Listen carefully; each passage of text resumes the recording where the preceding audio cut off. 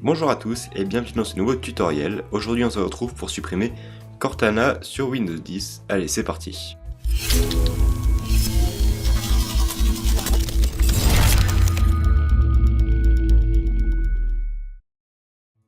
Donc comme vous le savez sûrement, Cortana sur Windows 10 est un assistant virtuel qui permet donc de faire des recherches plus rapidement sur internet ou directement sur son ordinateur. Il y a eu beaucoup de problèmes avec Cortana, notamment au niveau de la confidentialité, car cet assistant personnel justement récupérait des informations. Donc pour les personnes qui le souhaitent, il est très facile de désactiver Cortana, voire même de le désactiver définitivement. Donc il y a plusieurs manières d'y arriver, donc je vais tout de suite voir un petit peu avec vous à quoi ça ressemble. Donc tout d'abord, pour désactiver Cortana, c'est très simple. Vous voyez qu'on a Cortana qui est toujours présent en bas à gauche. Il suffit d'aller dans la barre de recherche, de faire un clic droit, sur la barre des tâches, de faire un clic droit, de cliquer sur rechercher et de cliquer masquer. Et vous voyez ici qu'à présent Cortana n'apparaît plus. En revanche, si vous regardez dans vos gestionnaires de tâches, dans vos processus, vous verrez bien évidemment que Cortana est encore présente et qu'elle ne se supprimera pas automatiquement. Il faudra une manipulation plutôt assez compliqué qui passera donc par plusieurs fichiers de configuration. Donc on va voir tout ça très rapidement, mais tout d'abord vous allez voir donc que si on fait fin de tâche sur Cortana, qui est donc encore dans les processus en arrière-plan, donc ça veut dire qu'elle récupère encore vos informations, et bien pour la désactiver vous faites fin de tâche.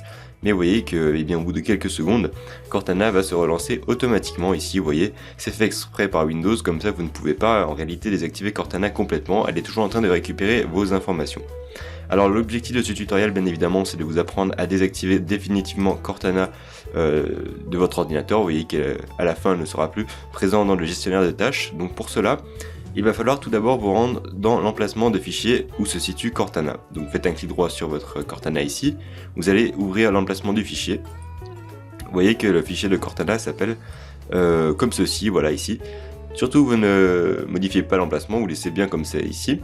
Ce qu'on va faire simplement, c'est renommer ce dossier qui contient donc l'application Cortana en .back. À la fin, vous allez rajouter le mot .back, donc .back comme ceci, qui vous permet donc de désactiver Cortana en fait, mais en fait de l'avoir toujours, car si vous enlevez cette extension .back, vous pouvez bien évidemment réactiver Cortana.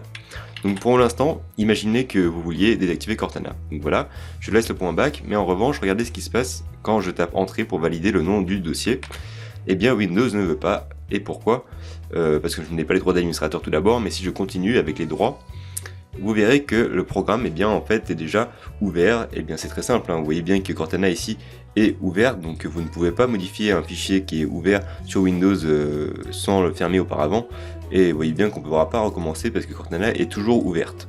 Donc ce qu'il va falloir faire, c'est fermer Cortana une fois, et juste avant qu'elle se relance, renommer le dossier. Donc ça va être vraiment très rapide.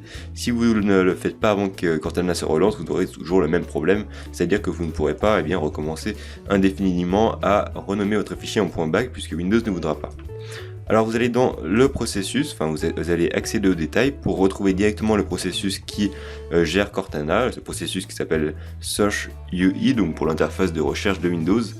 Et c'est ce processus que nous allons terminer en cliquant simplement sur fin de tâche, et pendant que ce processus sera fermé, nous allons renommer notre dossier ici en .back, donc voilà ici. Donc on est parti, on va mettre d'un côté l'interdiction ici de Windows, et de l'autre côté on va mettre le gestionnaire de tâches.